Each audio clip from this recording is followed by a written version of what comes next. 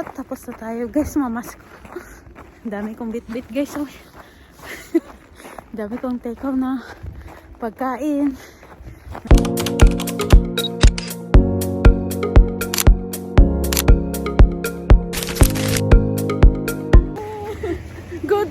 Good morning, Merry Christmas everyone! Mamamas ko kami ngayon ni Ate Adel. Dito sa kapitbahay. Dito lang sa kapitbahay namin, opposite lang ng aming opposite lang ng aming store na tinatrabahuan. So magwalk lang kami ngayon guys. Mamamas ko kami. May dala-dala lang nga akong sako. Kulang ka yan, makuha yan mamaya. Magte-take out daw kami. Ay Diyos ko, kami lang ata yung pinakamaaga na mamas ko. Ano ba to? Alas 6 ng umaga. Madilim pa dito. Pero mag-doorbell daw tayo, te. First time ko makapunta dito sa bahay ng Dadaan sa kusina. Sa kusina? Nandyan, sa kusina tayo. Sige. Jingle bell, jingle bell, jingle all the way. Oh, saan yung bahay? Snow and the ones there's open sleigh. Parang tulog pa yung taong pinagpupuntahan natin, ah. All the fruits. Wow! Ang ganda ni Madam. Ganda nga yan eh. Maganda nga yung Christmas. Ano ka ba? Merry Christmas. Yung nyo, Christmas, costume nyo, pajama. Oh, ikaw na talaga. Wow, ang ganda ng bahay ni Ate Ani. First time ko dito nakapunta sa bahay nila, guys. So, napakaganda. Sa kusina pa kami dumaan.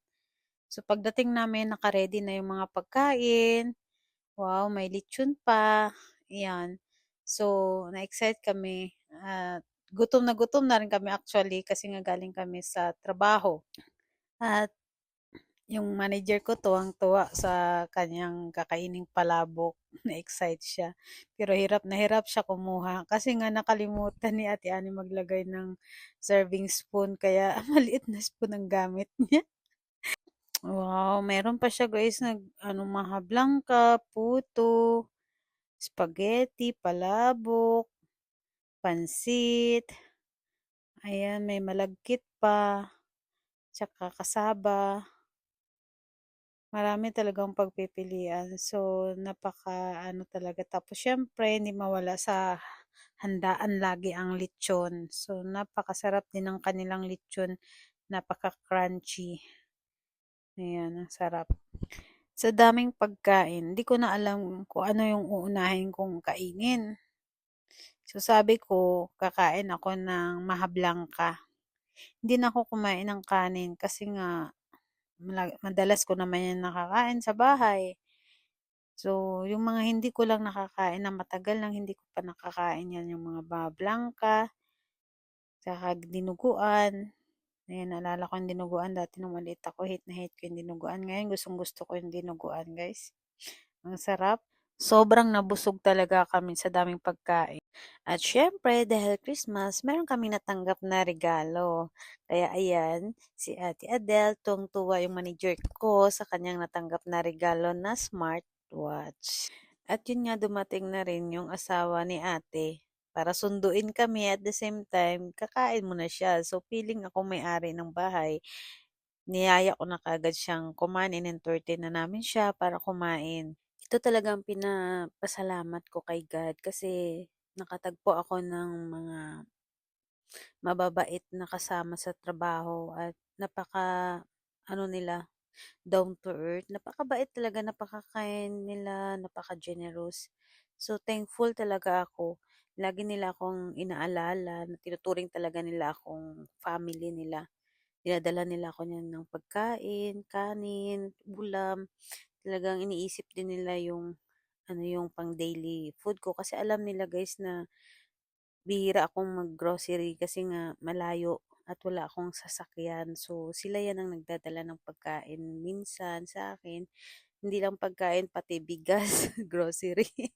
Kaya nakakatuwa at laking pasasalamat ko talaga kahit nandito yung mga family ko naman sa Canada, hindi ko man sila nakakasama ng Christmas, masaya naman ako't kasama ko ito sila.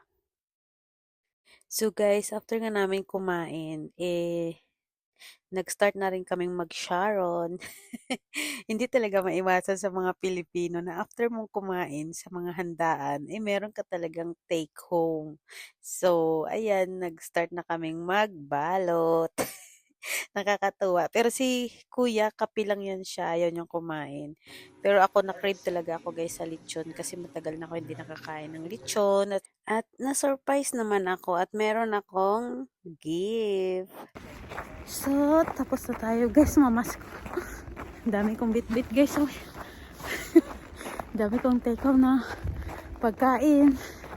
Meron akong regalo. May lechon akong take home. Naku Lord.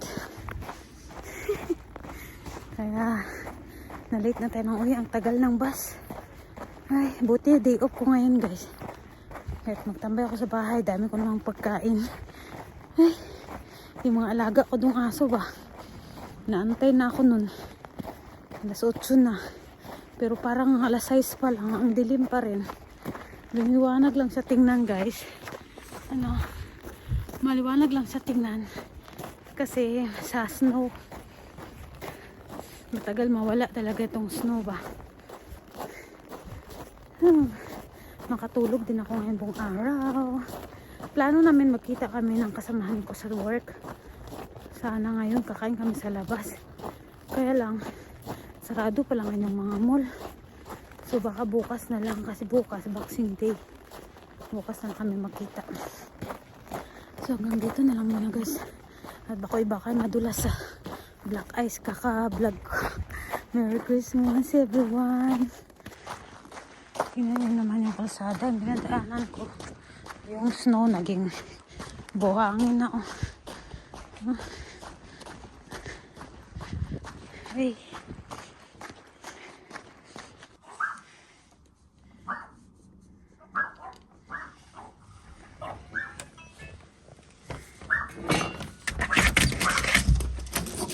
Ay. Ay. Jesus Maria. Ay. Ay, good morning, good morning. Ay, go, go, go, go, go. No, no, no, no, don't go outside. Ay, sa Amira, anong ginagawa? Pasikat si Amira, oh. Ito naman, bida-bida. Ayan, ayan. Uy, that's not for you. Gugutul kita si Chuchi, kiti-kiti talaga, oh. Ay, Diyos ko, Lord.